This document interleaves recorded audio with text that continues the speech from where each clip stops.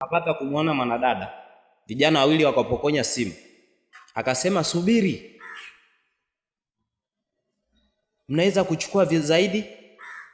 Ndio bro, twende tukachukue. Amna, twende nyumbani. Bro kang'ang'ania, twende tukachukue. Zile ni hela, unaachaje hela? Kaenda kapokonya bro. Unaweza kutupa vingine tena dada, begi? Ndio, naweza kuwapa. Twende. Wakakimbia kaka na mdogo wake. Dada akabaki na huzuni sana. Leo tunaweza tukashinda mchezo wa kubahatisha bro. Tumepata hela nyingi sana. Simu. Ndio. Kitu gani nafanya bro? Angalia. Anaweza akawa anaenda kuita polisi. Angalia bro, ona anakoelekea. Wewe subiri, usiende. Je, kama unaenda kukamatwa? Subiri, cheki anakwenda. Kamkwapua. Wewe unaenda wapi? Unaenda wapi? Kule ujui kwamba una riziki maisha yako. Umjui kwamba mnaweza kutafutwa. Sawa, nakubali. Chukueni hata hizi hapa. Chukueni kila kitu na muishi vizuri. Mimi siwezi chukua. Wewe acha kukataa hivi vitu wewe. Kwa nini ukatae? Vitu gold kabisa hivi na sio fake, sio jiwe. Wewe unakataa. Wewe unakataa utajiri kweli? Amna bro, sio vizuri. Msijari. Pia naweza kuwapeleka nyumbani kwangu. Kitu gani unasema? Kitu gani unasema? Unasemaje? Unaweza kutupeleka nyumbani kwako? Je, kama kuna mume wako? Hapana. Mnaweza mkasubiri niwapeleke. Kisha akawachukua nyumbani kwake, kawapeleka. Ilikuwa nyumba nzuri sana. Wow bro. Nyumba nzuri sana. Nyumba nzuri. Humo hatukosi kitu chochote. Ngoja tuangalie. Wow. Cheki, gordi na sio jiwe. Tumepata utajiri mwingi sana. Unaweza kumfungia huko. Unaenda wapi? Ngoja nimfungie hapa. Wewe tulia. Ngoja twende. Anadada kisha akabaki anapiga kelele.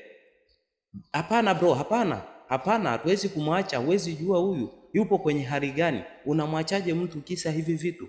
Amna, lazima tuondoke na utajiri. Basi wewe chukua simu. Fanya. Kaka mtu akasema, mdogo mtu kasema sawa. Kachukua, kaikuta namba ya mume wake. Hapana, usipige. Nataka nimpigie mume wake tujue shida nini. Amna, usipige bro. Usipige mdogo wangu, inaweza kuwa shida. Tukaja tukakamatwa. Subiri.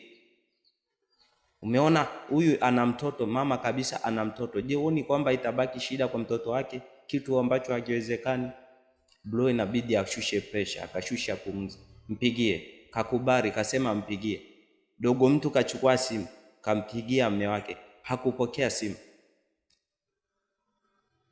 Huwezi kumpigia tena huyu mtu. Anaweza atakuwa amepata maisha mengine na pia ana mke mwingine. Kwa hiyo kwa sasa haiwezekani. Pia mtoto akawa muda huu anaingia anatoka shule. Akauliza, mama yuko wapi? Mama yuko wapi? Sisi ni rafiki zake, tumekuja kumtembelea. Mama yupo, kuna kitu anafanya, anakuja. Wewe hapa tunafanyaje bro? Mchukue kisha nenda naye kule, alafu mimi niangalie jinsi gani ya kufanya. Mariza bro. Kasema sawa, sikuangushi bro. Kaenda chumbani kwa mama yake alikojifungia, akakuta mama yake amekaa anatumia dawa, anataka ajiue dawa. Kashangaa. Wewe niache kwa sababu nyie amuoni kwamba mimi naweza kwani kuishi milele? Kwa sababu mume wangu kaniacha, mimi nitabaki na amani kweli? Niache mwenyewe. Sihitaji kitu chochote. Mimi niache.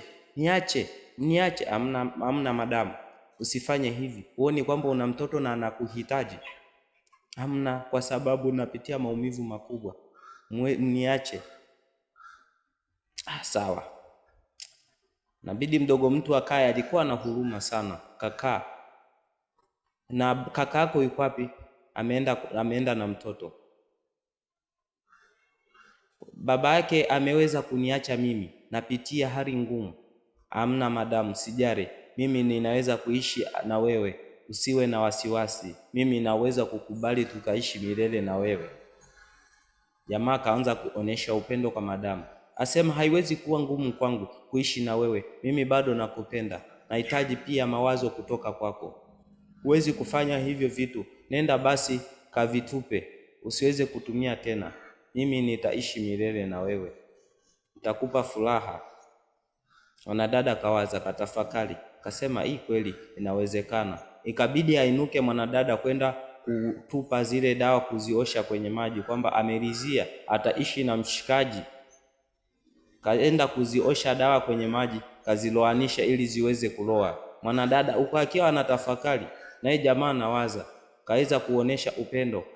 Kamuonesha upendo, mwanadada akajua hapa tayari naweza nikabadilisha maisha yangu. Unaenda kuwa sawa madamu? Kweli na imani nitaenda kuwa sawa. Baada ya mwaka mmoja, tunaona kwenye nyumba kuna furaha, madamu ana furaha tofauti na mwanzo. Baada ya mwaka mmoja pia jamaa ametinga, amependeza, amekuwa mtu safi sana. Mke wangu, nakubali, tumekuwa watu wenye furaha. Ndiyo, hata blaza ana mtoto yupo nje. Mara blaza akaingia na mtoto, ametoka kuchora, kumfundisha kuchora vitoto, baba na mtoto. Nice, nzuri, nakubali. Ndiyo, hii ni nzuri, nimefurahi sana familia kuwa na furaha kama hii. Nimeipenda sana. Mimi na mume wangu tuna furaha.